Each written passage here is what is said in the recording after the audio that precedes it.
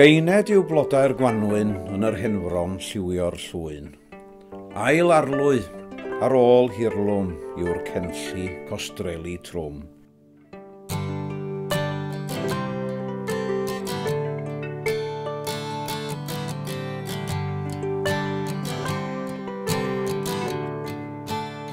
Un o ardaloedd gwledig cynhenid Meirionydd ydy ardal y Parc.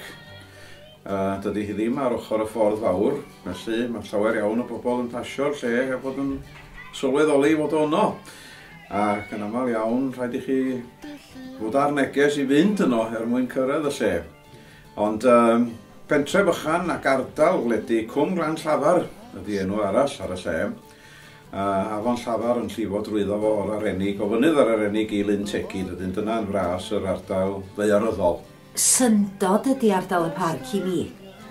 Fel person gafodd i magu yng nghefn gwlad, ac wedyn symud i ardal drefol, ac wedyn symud i lawr i berfeddion Cymoedd y De a Chaerdydd.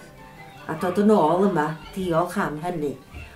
A rhyfeddu bod y gwerthoedd yn dal, a mi hwnna'n golygu llawer iawn i mi. Mae hi'n ardal glos iawn, ardal gymdogol iawn. Pawb yn troi o gwmpas yr un pethau fel petai. Un capel sydd yma, un capel sydd wedi bod yma, ers pan dwi'n cofio dyd y gwir a hyn hynny. Ac un ysgol, wrth gwrs. Ardal gymdogol iawn, pawb yn barod i helpu gilydd, os oes unrhyw beth yn digwydd yn yr ardal yma. Da chi'n ffeindio bod pobl yr ardal yn cyd-dynnu ac yn gweithio hefo'i gilydd, yn helpu gilydd. Mae'r hen gymdogaeth yn dal yma, beth sydd wedi cael ei golli, mae'n siŵr gen i o lawer ardal erbyn heddiw. Wyddwch chi dim ond yr ysgol y capel sydd yma. Ac mae yr ysgol yn saff yn ganolbwynt gymuned mewn sawl ystyr. Mis nawdd unwaith eto, a'r Gwanwyn wedi dod, dydd gwyl dewi ydyw hi.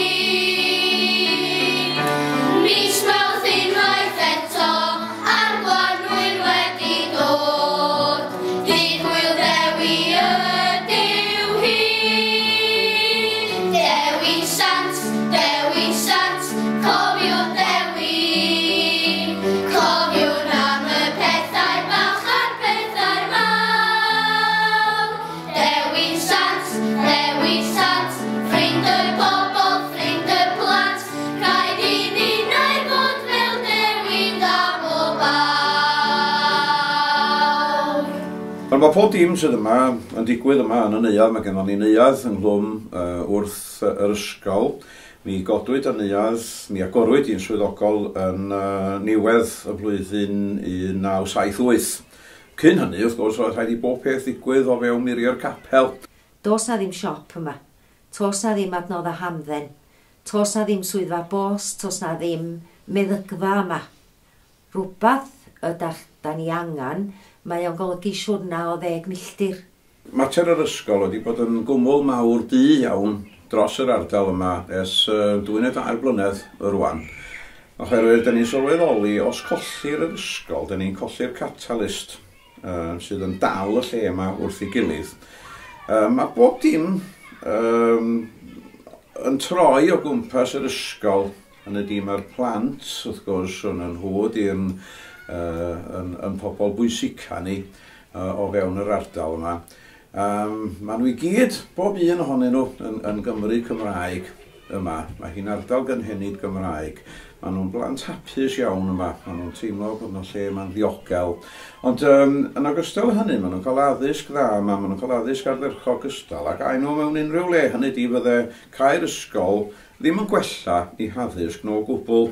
Be fydde'n digwydd, wrth gwrs, mi fydde'r ardal yn cael ei thlodi, oherwydd mae'r ysgol yn cyfrannu gymaint i'n cymdeithas ni, ac mae'r gymuned sydd o'i chwmpas i yn cyfrannu gymaint i'r ysgol. Mae'r ddau beth yn anatod.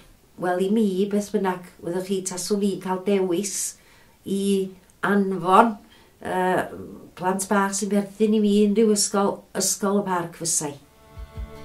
Heddiw, yn boen i wreiddyn y bannau, daeth her estroniaid a thrws dirynau.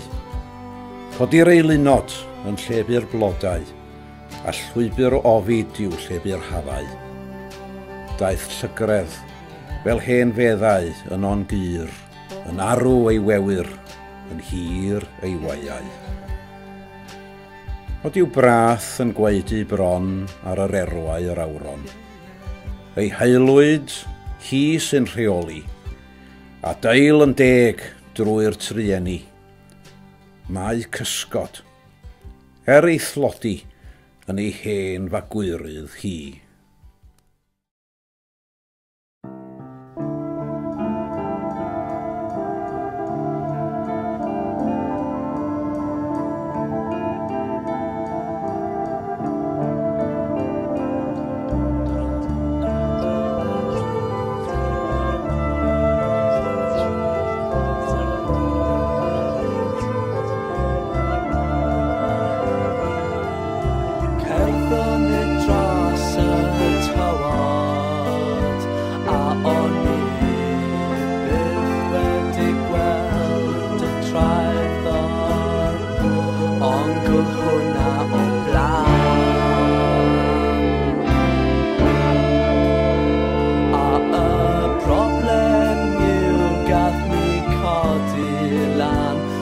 Ysgol dyfodol, ond nawr mae popeth wedi cael ei